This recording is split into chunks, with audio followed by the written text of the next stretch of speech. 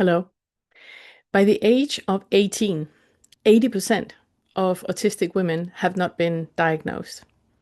So, this video and this series that I'm making here is for you to feel reassured, is for you to feel support, because this little Aspie has created a list of 200 signs that are clearly there and clearly showing that no, you're not weird.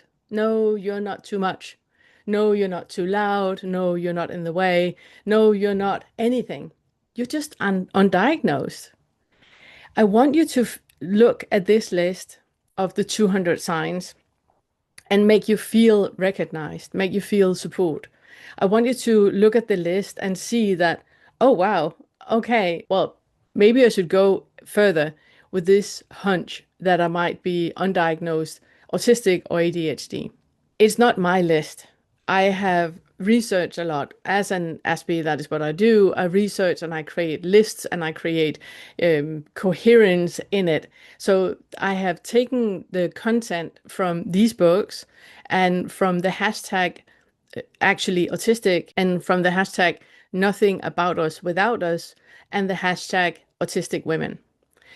I have created a list of 200 signs that are very, very easy. And I actually saw once on Insta a post saying that it took me 2 years to get assessed for my autism. And yet, Jessica and Brittany knew in the schoolyard by the first grade. So there are lots of signs. But the thing is that the system is not geared for women. It's geared for boys. I remember back in 2008 when the first time it was suggested to me that I was Asperger's, I was just like, no, I'm not. I'm not a boy sitting in the corner playing with trains. I'm not. I'm successful. I'm really good at my job. I'm really good interdisciplinary. I speak multiple languages, and I'm definitely not Asperger's. And yet, all the signs were there. All I needed was a list that I could go through and see, yep, yep, yep, yep. And this is that list for you. It's obviously not a diagnostic tool. It's not meant for you to get the list and then you see, oh, wow, I have 199 out of 200. I must be autistic. And then lean on that. You can. But I would always suggest for you to get proper diagnosis. And I know that it's not available for everyone. In a lot of countries, the moment you are 18, you can no longer get an assessment and a diagnosis, so it's not possible. And then you would have to do it privately and pay out of pocket and all of that. So I know for a lot of you, it's not possible. Use this list as a guide. I also want to say that a lot of the signs on the list are the same if you are traumatized, if you have PTSD or if you have CPTSD, that you have had some kind of developmental trauma or something has happened in your life. You might have some of the signs on the list because it's the same. But you won't have the entire list. You won't have, the Audi hair, and you won't have, all of a lot of other things. There's a very clear distinction between being autistic or ADHD and having trauma. There's some overlaps because we have a lot of trauma. We do, obviously. I mean, just the stats with when we're 18, 80% of us has not been diagnosed, which means that we're walking around out in society trying to act normal, trying to, fit in and all of that. And we just don't. We just don't. And that gives you the first thing that happens is that you get that feeling there's something wrong with me. I need to be less me. I need to hide. I need to mask. I need to figure out how I can, fit in somehow. And when people tell a joke and you don't get it, you feel that you must be the stupid one. You must be the one that is flawed because everybody else get it. But hey, we don't get jokes. Um, Also the part about taking things literal. It's also not understanding sarcasm. There's so many things that makes it really difficult for us to function in the world as neurotypicals they do. And not having a diagnosis is creating a lot of trauma in you. So let's get to it. I have created a list. It's in 13 categories because not everything is the same. I put it into categories. I'm a proper Autie. So I put it into categories and there are 200 things on the list. And I also want to say that obviously I have forgot a lot of stuff, obviously. If you hear me saying something and you remember, oh wow, I also have that, or another thing that I also have is also this, please write it in the comment section, because I would be happy to extend the list so we can make a full compilation. So we can make a series that you can send to your girlfriend that you think is on the spectrum so she can check herself out and then go further. In the comment section or in the description about the video, you will find different tests you can do. You will find all of the studies that I'm referring to. There will be links for those as well. And you will also find the overview of in which video the different topics are being discussed, so you can jump back and forth between the videos. And if somebody want to make timestamps, please do. I will be happy. I'm not doing that. But if somebody want to make timestamps, please do that. And I will take them and put them in the description as well of the video, so we can, as a community, stand together and help one another in the best way. I also want to say that with the Awakening curriculum, you have all the things you need for you to see through all of that suffering that you have in your life. It's simply just going to the first fetter, start by the first one, write an email to Todd on unfetteredmindfulness@gmail.com, and he can add you to we have a hive mind community on Discord, where there's also a section that is for the atypical awakening. So I mean, you're not alone. You're not alone in this. We have a huge community. A lot of people that are on the spectrum are obviously following the things that I do, because I am very autistic in the way that I perceive the world, the way that I see things. And both Todd and I were very, very clear in our directions, which is wonderful for people on the spectrum. We really struggle with things set between the lines. We don't get that. We completely miss that. So with the Awakening curriculum, you have a full curriculum that is helping you through the 10 different ways that we identify in our lives that is creating so much suffering for us. So you have all the tools. All of it is for free. You can join our inquiry meetings. That is for free. There's so much out there to help you with this. But back to this video. If you recognize yourself in this and you see that you also have different things that are not on the list, please write them in the comment section. I will make as many videos as is needed for us to make a full compilation of the list. So let's start. The first one I would like to say is the one that many of you might not actually see as a sign, but it is that you are misdiagnosed. A lot of women that actually are autistic are diagnosed with ADHD. It's like it's more household okay to be ADHD than being autistic. If you have an ADHD diagnosis, look into to see if you're autistic. Not that it really makes much of a difference, but there are differences. And it makes it easier for you to understand you and to see through the things that you think that you should fit into and what you actually fit into. It might also be that you have a compilation of diagnoses like OCD, anxiety, BPD, depression, that you have like a full sheet of different diagnoses where actually you are none of those. You're just autistic. You're just autistic. But it's like that the medical system has such an issue with acknowledging that women can be autistic and that it represents differently in us than it does in males. Hence this list. So the first one is that you have a diagnosis that might not be the correct one.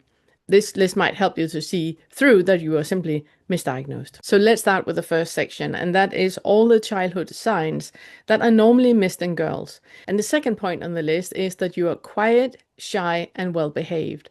If you look back on your childhood and you look back on how you was as a child, the adults might have seen you as quiet, shy, and well-behaved. And obviously, then you're not going to be recognized as an autist because you fit in. You're sitting in the corner, playing in your own little world, or reading a book, or being super into horses, or super into stickers, or something like that, where you are on your own and you're not creating any issues or any problems. You are never in any fights. You are never creating problems that might have a teacher see you. You were more sitting in the corner on the outskirts, not really engaging with the other kids, or you were sitting, in the library reading, or you were sitting speaking with the teachers because you were just preferred being with adults instead of the kids. So that having that label as a child that you were quite shy and well behaved might sound great, but all children should have some type of rebel in them. They should have some type of exploring boundaries. And if you didn't do that, it was because you're completely paralyzed with overwhelm of all the things that were happening, completely seeing that I do not fit in here, trying to figure out how do I fit in somehow. And you just didn't. So girls tend not to be noticed because they're observing. They're not participating. They're observing. They're observing how the children play. They're observing how the adults react. They're observing lots of things. And that turns into an overwhelm where you just withdraw into yourself, where you can sit and do your drawings, or you can sit and read a book, or you can play your instrument, or you can do something where you withdraw into yourself. You go for a walk, or you sit and look at a ladybug for 2 hours. You withdraw into yourself because it's so overwhelming that you are observing everything all the time. So if you remember your childhood being spent observing, noticing, trying to figure out what happens between people, how the communication happens, what you can say and what you can't say, trying to figure out because it doesn't come natural to you. And you spent your childhood observing, you're probably on the spectrum. And that leads me to the third one, which is that we spend our childhood going in and out of states. You were either in that observing state and then you would be in a shutdown, or you would go into a meltdown. And in the one where you were deemed as quiet, shy, and well behaved, you probably think, well, that was on me because I had so many meltdowns as a kid. Yeah, yeah. But until you did, and I just want to talk shortly about meltdowns. Now, a meltdown is, I don't experience meltdown, I experience shutdowns, but I know from my OT friends that a meltdown is when things are compiling so much in you that you simply explode and you can't hold it back. It's like a sneeze, you can't hold it back. And if you have meltdowns, then obviously you might be very clear on that you're on the spectrum, because the autist and ADHD that have meltdowns, they tend to get diagnosed sooner, just like the boys, because they are acting out. They are showing very, very clearly that there is something happening in them that they cannot control.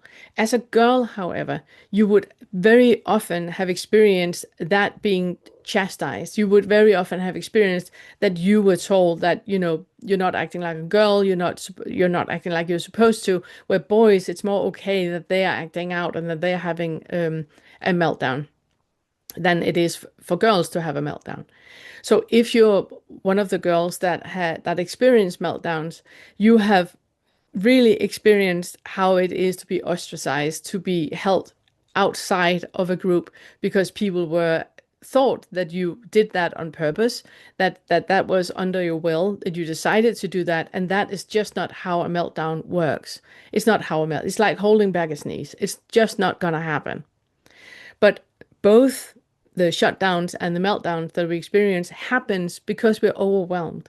Our sensory experiences and our experiences of being in the world has been overwhelmed. We can't deal with it anymore. And then we either turn inwards where we shut down, or we turn outwards where we melt down. And if you in any way feel, if you have meltdowns, if you in any way feel that I have not given you any justice in what I just said, please write it in the comment section, because as I said, I haven't got experiences with it myself. I've only experienced from the outside, like everybody else. I know where it comes from. I know how that feels, because I do think that the feeling of a shutdown coming and the feeling of a meltdown coming is the same. It's just the expression that is different. And why we express like we do, it's up to, neurology. So if I have not done you any justice, please write it in the comment section. I would love to be educated on it. I just want to say that meltdowns is never about a drama. And you might have been called a drama queen. That was fucking unfair, because you're not. I also want to talk about the fourth pointer, which is in a shutdown, we tend to go mute.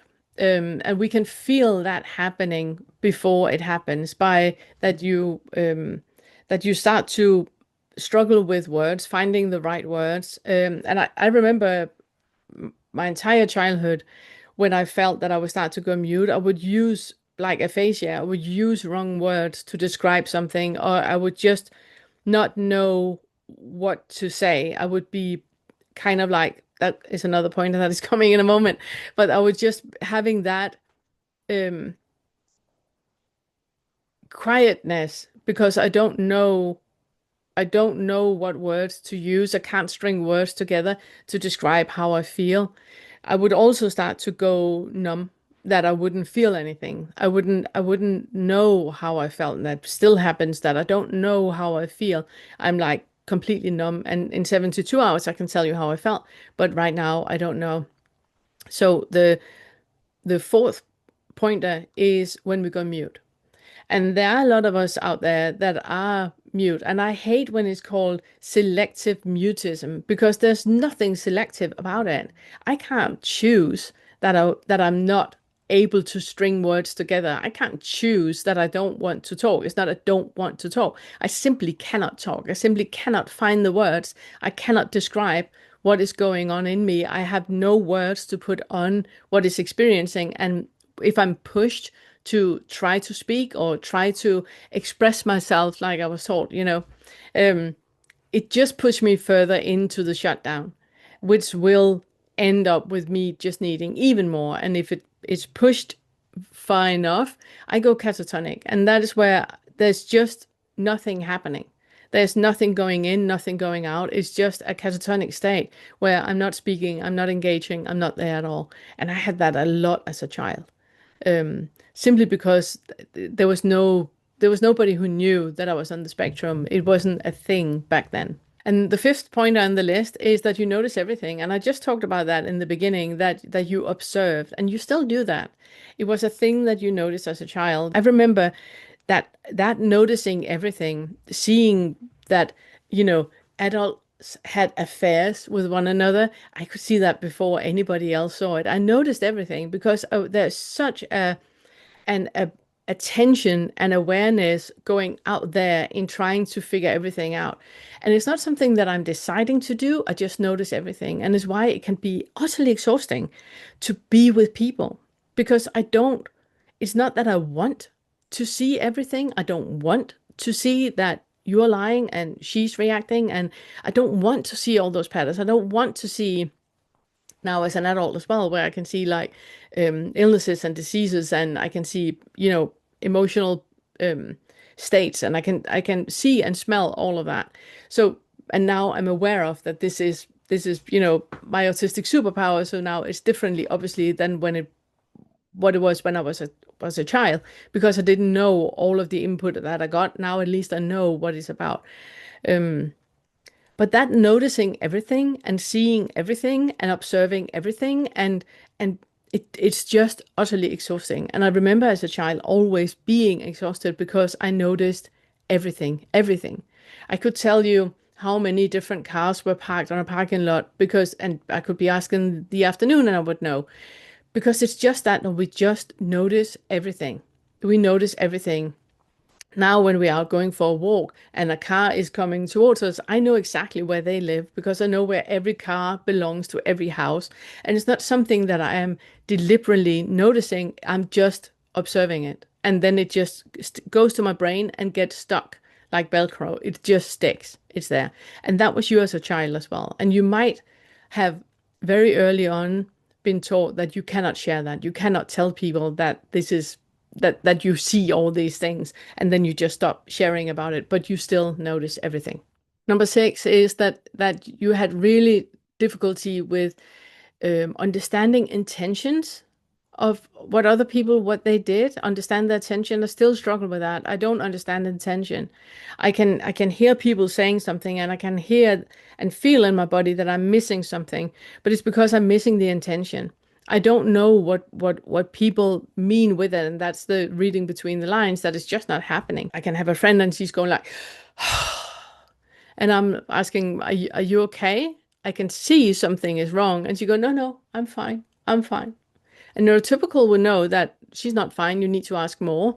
I didn't. For decades, I didn't. I would go like, okay. And then just going on to talking about myself, well, my experience is something I experienced, because I would try to engage and make her, not be in that weird state that I don't know what that is, but we can get it back to something that I know and that is talking about me, or something that I'm interested in, or something I have done. And then because I've been taught that, share what you experience, and then you kind of like meet the other person, and it's just not how it's perceived. So that difficulty in reading thoughts and intentions from other people, if it's not stated clearly, is number 6. And number 7 is that Jekyll Hyde thing that is happening with you, because you're observing, observing, observing, and then you engage because now you think, oh, I'm nailing it. I know exactly how to speak to Jessica and Brittany. I know exactly what to do. I've seen how they do. And so now I'm going to do exactly what they do. And then it's going to be exactly the same, only to absolutely backfire. Um, and then you withdraw into yourself again and going back to the observing state where you try to observe and make sense of what is happening until next time when you can, oh, I got it. I'm nailing it. I know exactly what to do, trying to engage. And then the same thing happens. So that Jekyll Hyde thing that is happening where it's going, trying to engage and then withdrawing and trying to figure out what did I do wrong? What happened? And gather your troops and finding out, so what to do now and understand and engage. It's like everybody was given a cheat sheet to life and you never got the memo. You know, everybody knows how to function in the world and you do not. You do not know what all of those hidden signs between the lines are meaning. So you don't know it. You never got that memo. Number 8 is that you really, as a kid, struggle with group play. You struggle with group work. When one of the worst things in my school was that there was so much socialization, which is brilliant and wonderful. And I had a really good childhood because of that, because I was, taught how to do it. But that constant, I remember always when I was like, and we do this in groups, and I was saying, oh no, because I would just prefer to do this on my own, because I would do it perfectly. I would research, I would do everything perfectly, and it would be done the way that I would like it to be done, not sitting and hearing, people's debates and thoughts about it, leading it back to the point where, yeah, we're going to do it the way that I want to do it anyway. So groups was always difficult, and was not only in classes, it was also in play, in group play, understanding things happening. I remember I lived close to a little forest where there was a little stream, and with the other kids living there in the area, we would play houses, so we would build houses, and then we would interact with one another. I would build the house. That would be it. The interaction never worked much. I couldn't really engage the same way as the other kids did. I could sit in my house, observe, and a house would be like stones around, and that would be my house.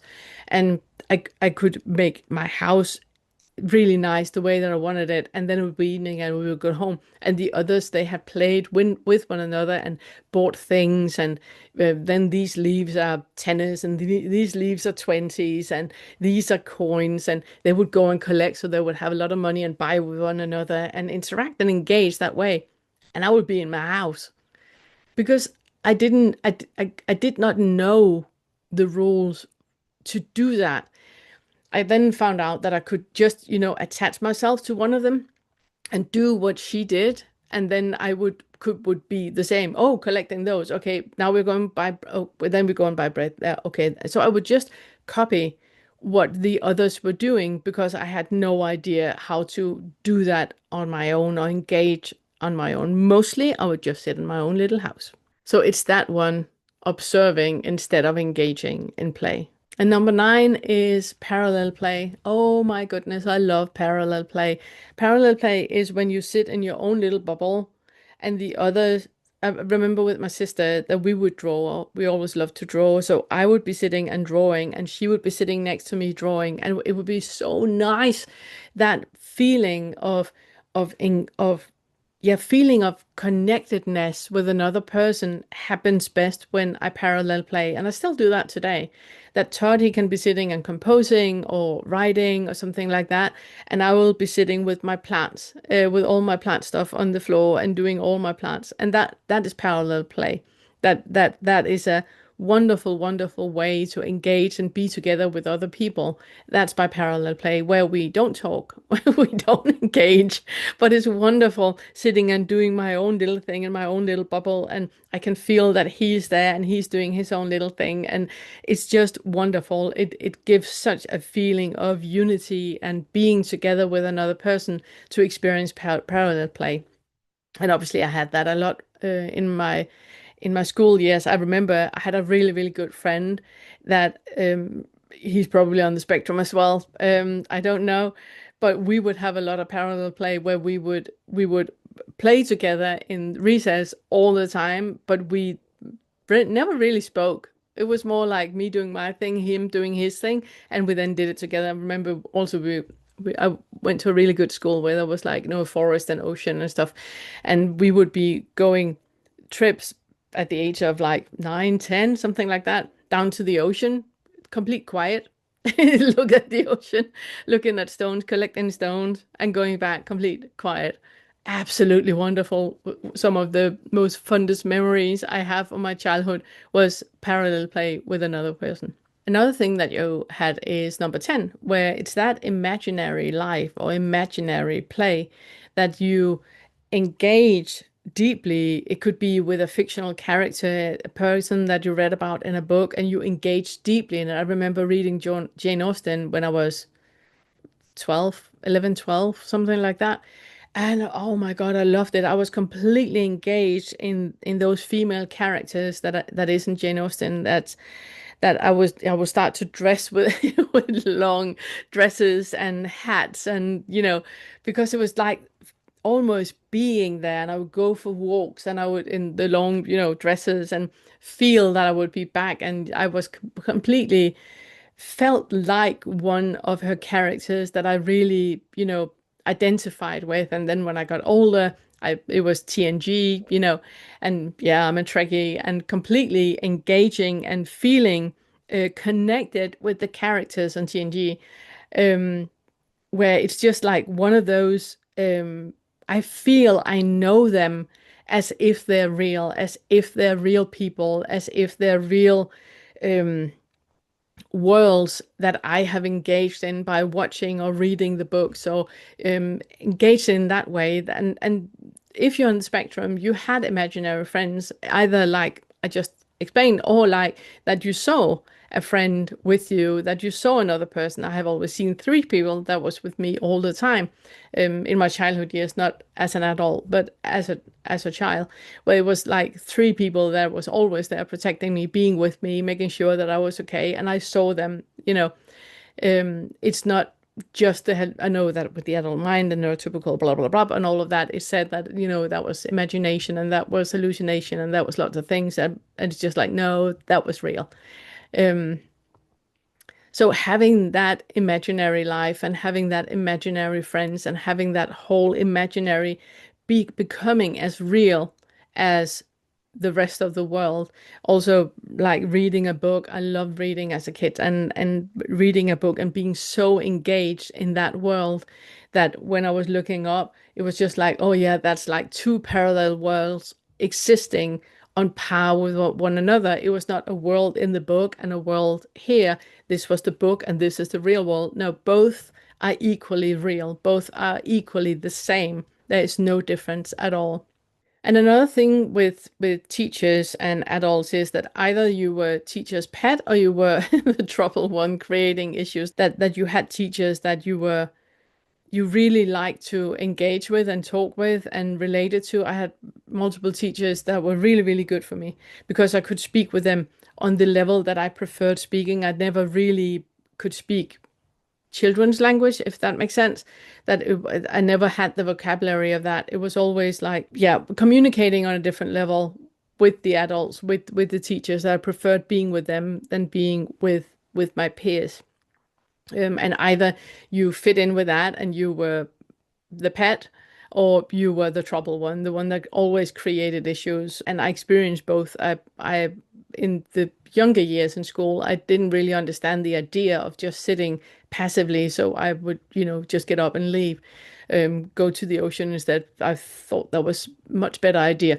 And I remember my dad, he got a note in we had like a notebook that was communication between the school and the class, and the first note from the teacher in the book is the teacher telling my dad if he please could tell me to not leave class but stay in class and listen to what is said. um I just thought it was tedious and boring, in the first grade, second grade. I didn't find it interesting at all. I wasn't stimulated at all. It needed to be on a different level. So it was in the older years that I really, really enjoyed school. And that's also another thing where you might have been called the little professor.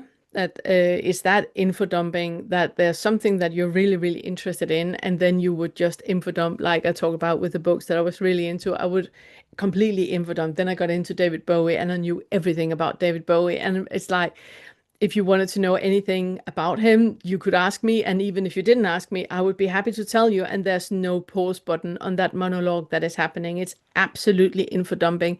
And it's the same with everything that I do. I just chose a niche in my life where I could research and be really, really good at. And then I can just info dump. And YouTube is a wonderful medium for that. You can find so many authors out there that are sitting and info dumping, which is wonderful. But that you experienced as a child as well, that you were info dump on people.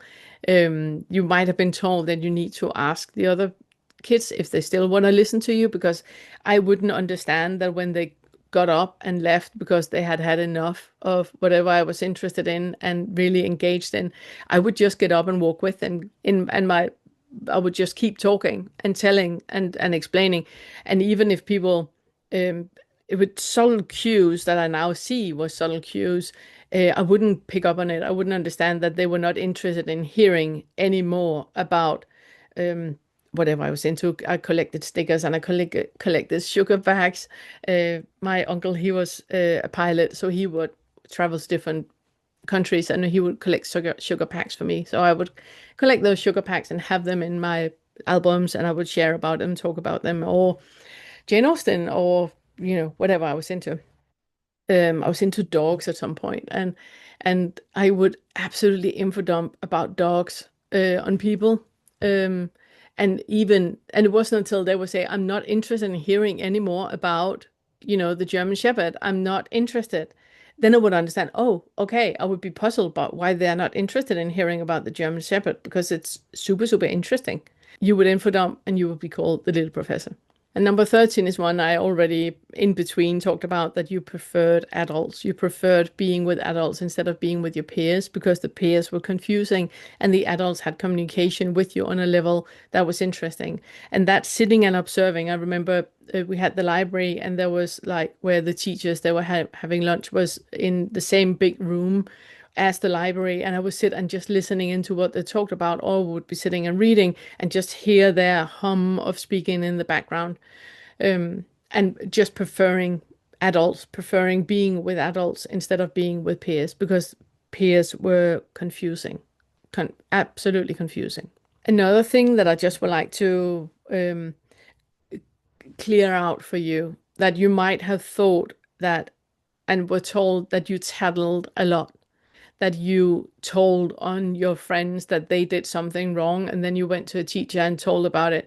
You might have been told that you tattled, but I would like for you to see that with a different light, see that in a different way, that we have this feeling of fairness. If something is wrong, we will yell, we will make aware of it. We will not just see something slide because it's wrong. If there are rules, then you obey to those rules, you follow the rules. If you have an opinion about the rules being stupid, then you should take it up with the appropriate authorities and do something about it. Until then, you're following the rules. And that is why it's rare that you see autists being criminals because we are following the rules. If it says this is a 20 zone, I will drive 20 because there are signs saying 20. I will be between 18, 19, 20. I will not by myself deem that this is silly, so I'm going to go 30, 40, or 50. That will not happen with an OT. We are following the rules. And in school, that would be that you saw things that was unfair. You saw things that was not right, and you would tell. you would make aware, you would put yourself in the situation, in the middle, going, that's not fair. You can't speak to her like that. You shouldn't talk to her, because that fairness gene just kicks in, and you will have got a label of being someone that you actually weren't. It was just because the fairness gene was kicking in, and you would have to stand up for the weak ones. You would have to stand up for the rules. You would have to make aware that this is how it's supposed to be. And then there's the gifted but awkward. Being an advanced reader, I read the school library. By the time I left school, I had read the library. Um, and I remember going into town and being in the library, and that was one of the best things, ever. And I would, if it was a weekend, I would usually borrow 4 books, because I read a book a day. So I would just plow through it. Like in the morning when I woke up, before anyone else, I would lie and read half of the book. And then before falling asleep, I'll read the other half of the book. So, and I'm a very quick reader, which is another thing that autists usually are, very quick readers. But it's just easy to, yeah, to read.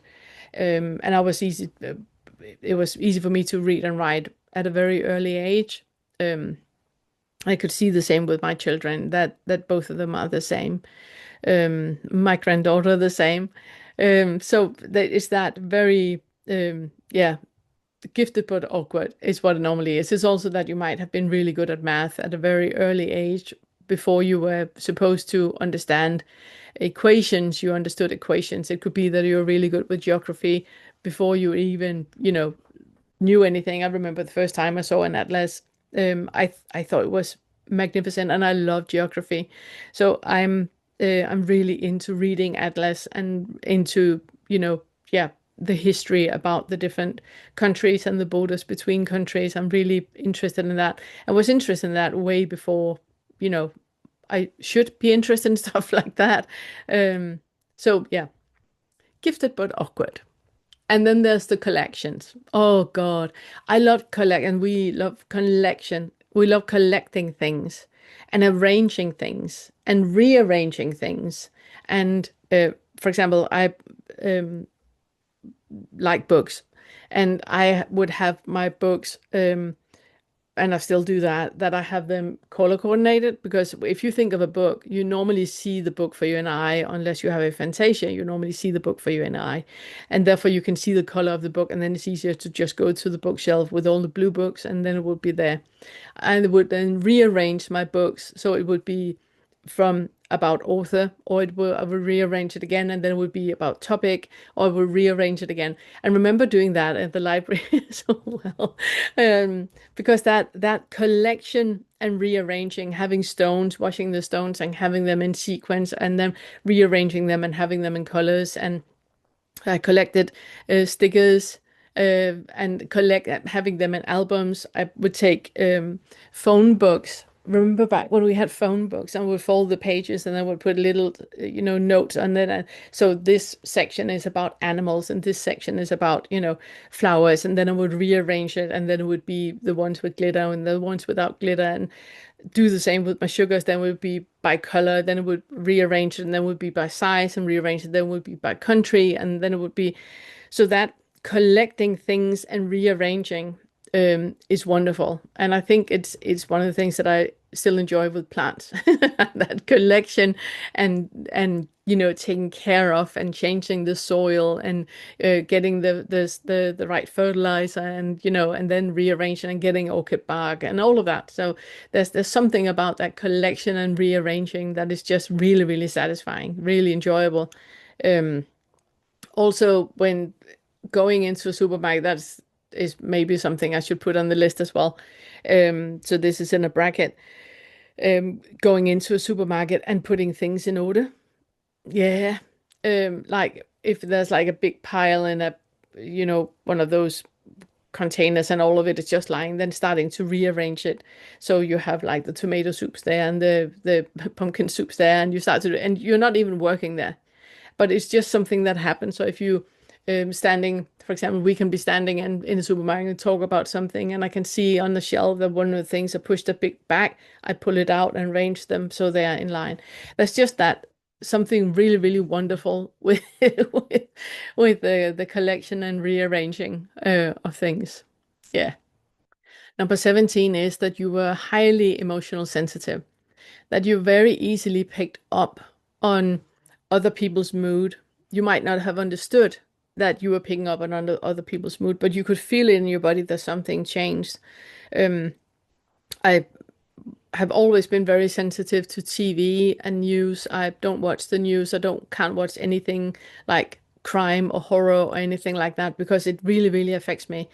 Um, it is as if that what is happening is in me, that is happening in me, that I am in the war torn zone, or I am in the famine area, or if I watch anything with cruelty, TV series where people are lying or cruel to one another, it is as if it's happening here. I'm really, really sensitive to what is going on out there because I can feel all of it in my body. I can feel all of it as if it's to me, which is also when I see animals, suffering or being out there and the owner is yanking the chain or kicking a dog or reacting in some way. I feel it in me as if it happened to me.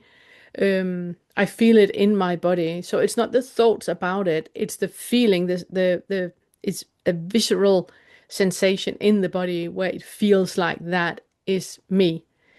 That is happening to me. It's happening to my body. It's me, it's my psyche that is experiencing as if it is, which makes it even more difficult to be out and about because I remember as a kid picking up, we would just go to supermarkets and shop like a family does, and I would pick up on everybody there. I would feel all of their feelings, I would feel all of their emotions, and I couldn't filter in what was me and what was them. It would be absolutely overwhelmed of sensations in my body. I still have that when we're out, and I get super, super exhausted when we're out and about, or when I'm in an airplane or in a big room with lots of people.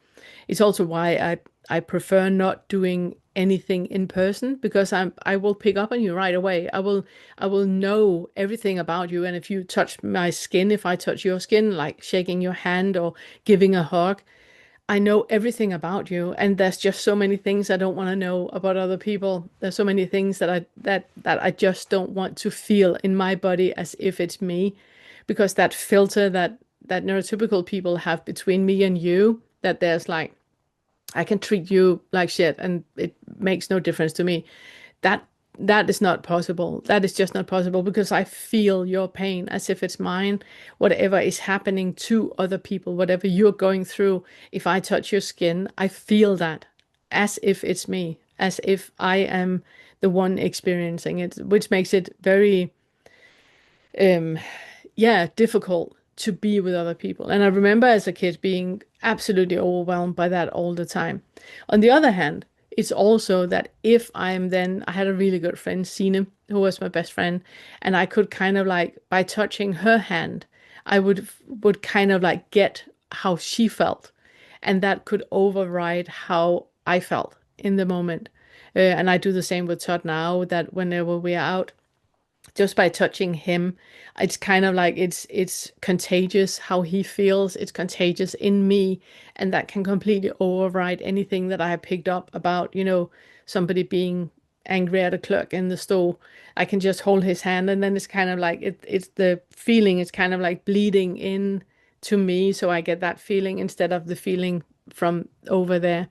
So that being emotional sensitive and picking up on everything, and it's also something I'm going to talk about later when I talk about our superpowers, that obviously, if you understand this and if you become clear on you being on the spectrum, this is also a superpower because you know so much about other people that you can actually help them in different ways. And that's why a lot of autists are being called psychic. We're not, though. We're just very, very sensitive. We really pick up on everything. We can see yeah, see things that are not present very, very clearly. But I will get to that when I talk about the superpowers. And that leads me to 18, which is that chronic persisting fear, that chronic persisting anxiety that is there all the time.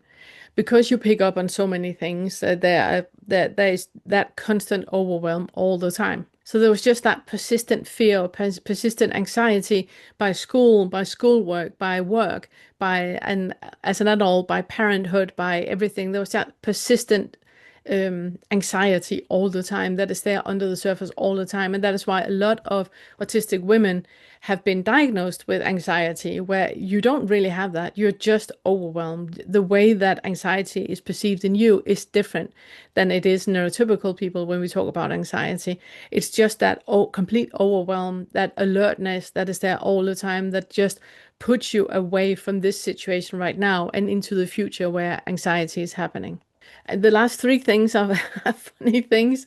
The one thing I remember as a kid was I always slept with one arm in the air, and I have later found out that that is something that autistic kids do. One of the things you can see as an autistic kid that they're autistic is that they're shaking their heads. I'm not doing that now because I get super dizzy, but children are doing that. And that's a really good way of seeing that a child is autistic, that they're shaking their heads because it's kind of like a stem, and then they get that dizziness that is like really fun to experience. Another thing is that they sleep with an arm in the air. So like I remember and it's like when I do it now, I can feel like I'm sleeping on the side and then my arm is up in the air and I can feel that it's like my shoulder is kind of like clicking in, and then I'm lying that like that, falling asleep. Um, I think my arm is coming down when I'm sleeping. Obviously, it must be, but I just remember that was how I could fall asleep. I could not fall asleep if my arm was not up in the air. Another thing as a kid was that I was constantly sucking on my hair. My stepmother, she always wanted to cut my hair off because I had it in my mouth all the time. It was just a way of stimming, just like we do things with our fingers where we're stimming. Fiddling with tassels, or fiddling with, I usually have tassels or something on my clothes that I can fiddle with to stim with. It would be nibbling on a sleeve, fiddling with wristbands, so that constant engaging in stimming behaviors that are not shaking your hands and not doing anything that is outwardly weird, but sucking on your hair, nibbling on a sleeve, something like that is very typical for autistic girls to do. And it's one of the ways that you can recognize autistic girls in a schoolyard, that they will be standing outside of the group. I mean, in all group photos I have, all photos I have of my childhood, I'm standing outside of the group, sucking on my hair. So that you can recognize autistic girls, and that's what I said earlier with, Brittany and Jessica and you in the playground before the first grade, because we're standing in on the outskirts and observing what is happening while we are sucking our hair, nibbling on a sleeve. Yeah. And then there's the last point in this section, and that's the autistic joy, that we have this bubbly explosion, just like we can have, meltdowns where everything just explodes. We can have the same with excitement. And I still have that.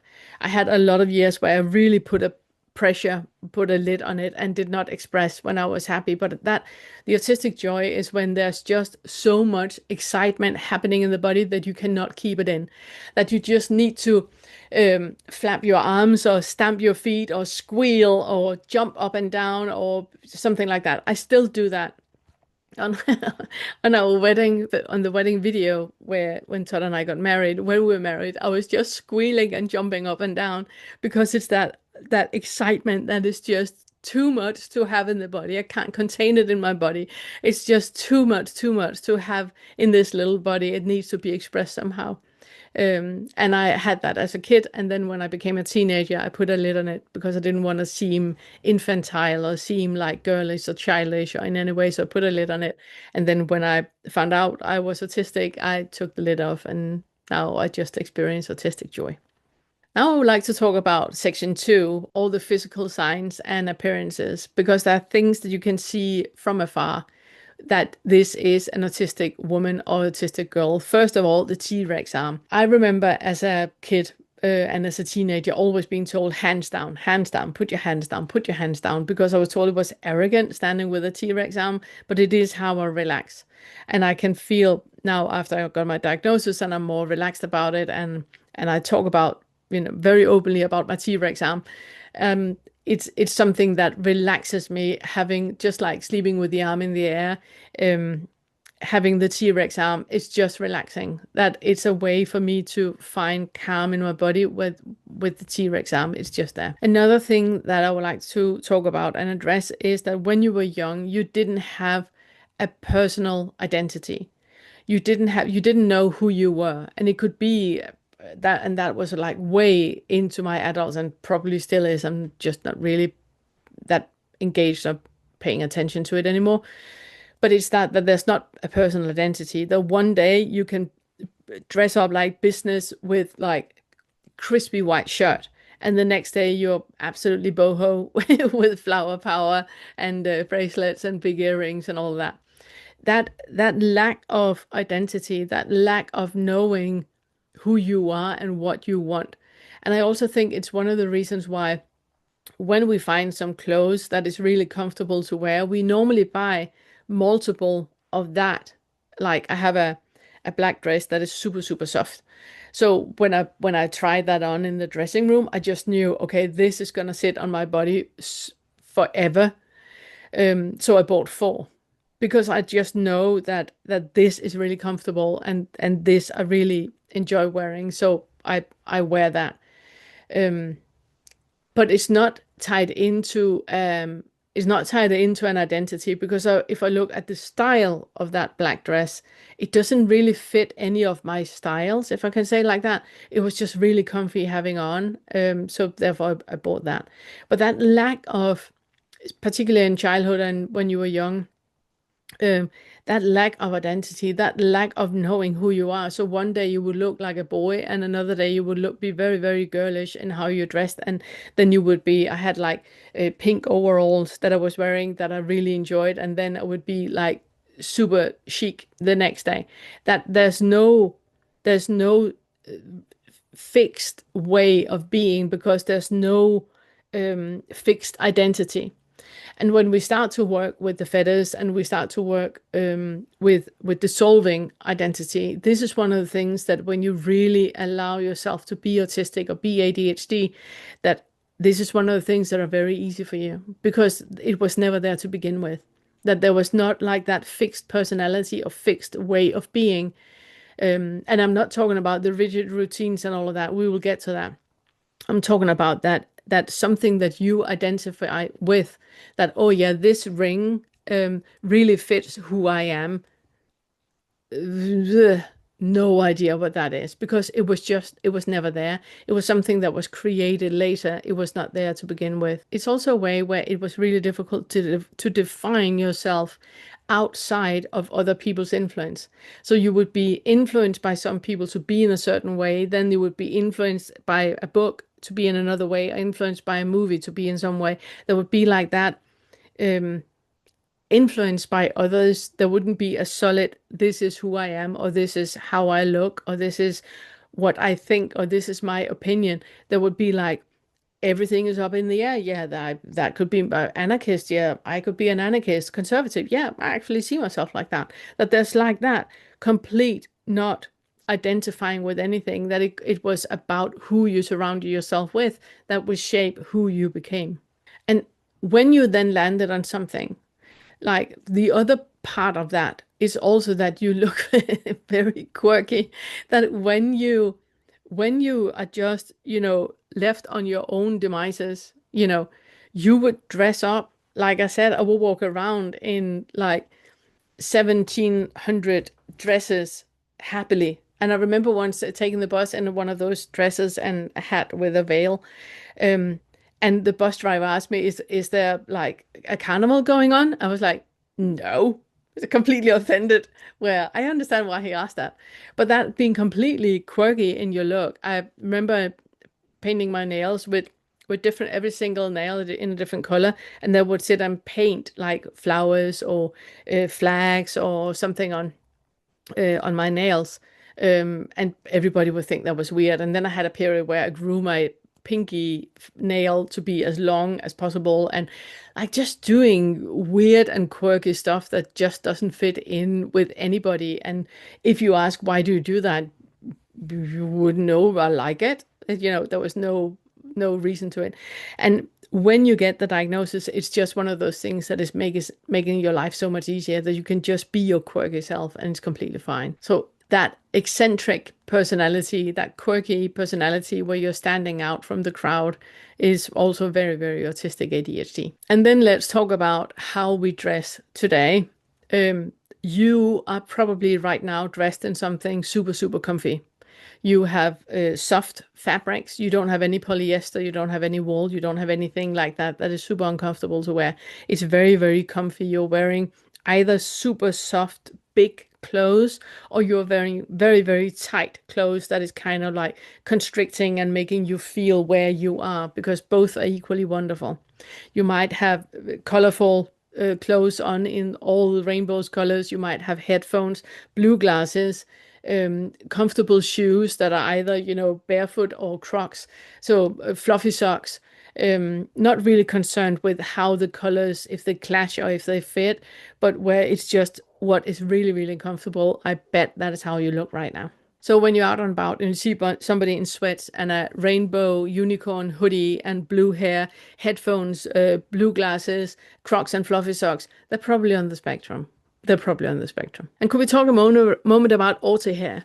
Now, auti hair is where your hair, my hair, is long because I don't like to go to the hairdressers. That's the reason. It's long because I don't like anybody touching my hair.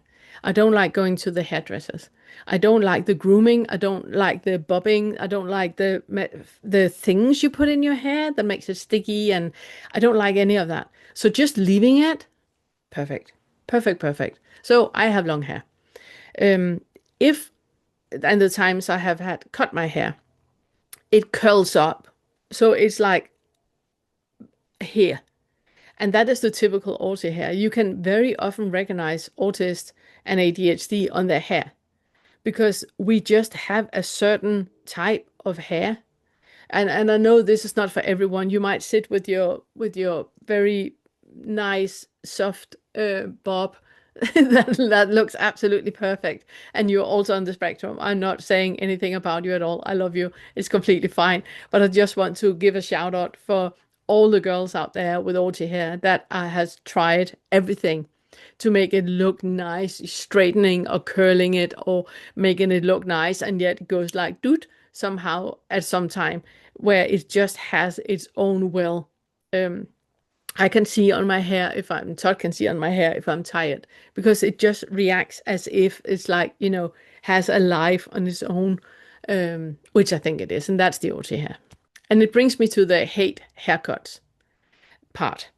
That going to the hairdressers and having a stranger touching my hair for 4 hours straight, having somebody touching, and while they're talking about small stuff, small talking about different things, and there's music in the background, and there's all the smells of coffee and perfume and all of the hair products, and it's just a sensory overload. Sometimes obviously I go to the hairdressers to have, cut the ends of it, and I always ask, when is there the least amount of people there? And if there's nobody else, or if there's just a few people, I ask, can we turn the music off? Can we, so I try to make it as tolerable for me to be there.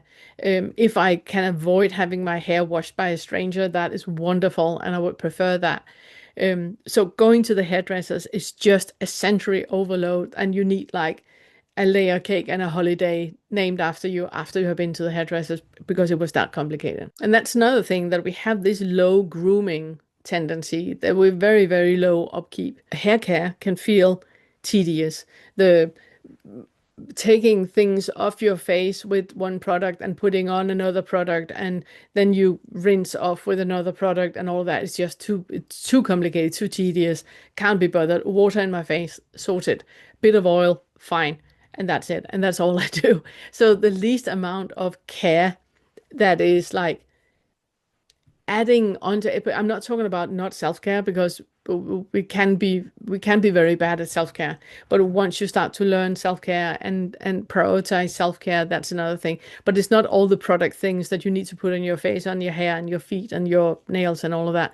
It's just very, very low grooming upkeep that we have. And I also want to talk about that a lot of us have a very androgynous look, that we are not really in one category. In general, the majority of non-binary and trans are on the spectrum already, and that just means that we don't really identify much with a gender. Yes, I know I'm a woman, and yeah, I love dressing and dressing up by that, but it's not because I'm a woman. I just prefer that. I could be a man and prefer walking in dresses, and then I would do that. There's just that, not really that um, focused on gender norms and gender roles and fitting into a little neat box. Not many of us do that. And if you are an autistic woman, you have a lot of androgynous traits that there's normally deemed to be men or male. I'm really good. I don't like it, but I can figure out, to change a lamp and cut the wires and do all that. I can take the motor out of a car and change the tires and all of that normal things that are deemed like that is what a man should do. I can do that. Obviously, I'm capable and able. I just do that. Um, and that bleeds into your entire personality, that you are more in the middle than you are in either side. And then we have the unusual gait. Just like we have the Autie hair, we also have the Autie walk. That there's a way that we walk that is very bouncy. You can normally see in a distance. The more you become aware of this, the more you can see in a distance that is an Autie, that is an Autie, because you can just spot it from behind. I just want to say, when I say Autie, I also mean ADHD. I'm not trying to exclude anyone here. I also mean ADHD. So if you are ADHD and you don't feel that I meet you by saying Autie all the time, it's just a phrase. Please don't read anything into it. When there is something that is specifically ADHD, I will make aware that this is specifically. Otherwise, I all see us in the same boat. We all have the same neurodivergent way that our um, brain is built, which is just different. So I apologize if I have offended you in any way by saying auti instead of saying autistic and ADHD. I mean both. But we have that unusual gait. We have that weird walk. You can see in a distance that this is somebody on the spectrum that is walking there. It's either bouncy, you might have been a toe walker as a kid.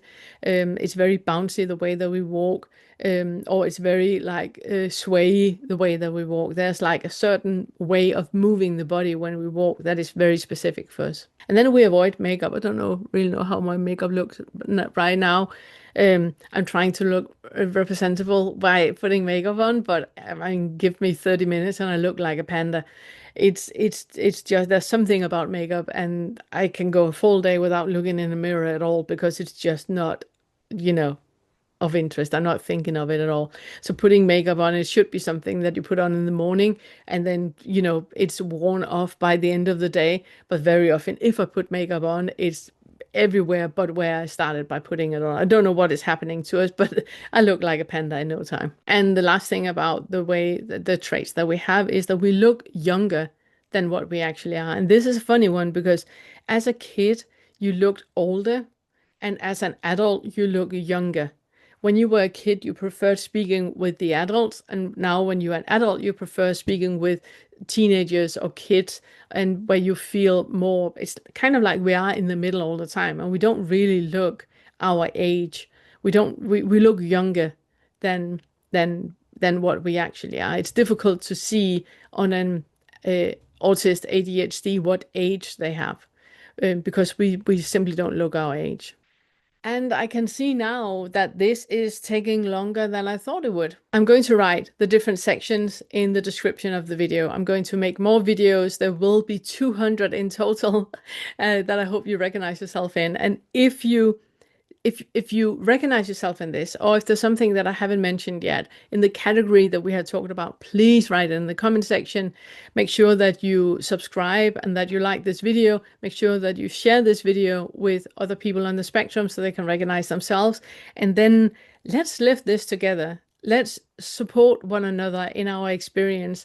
Let's see if we can make other people more aware of the way that we perceive the world, and the way that we are in the world is just different than the neurotypical way. It's not wrong or in any way not like it should be. It's just different because nobody is the same. Okay, that was a long one. I hope you're gonna check in for the second video for part two and hope to see you there. Thank you.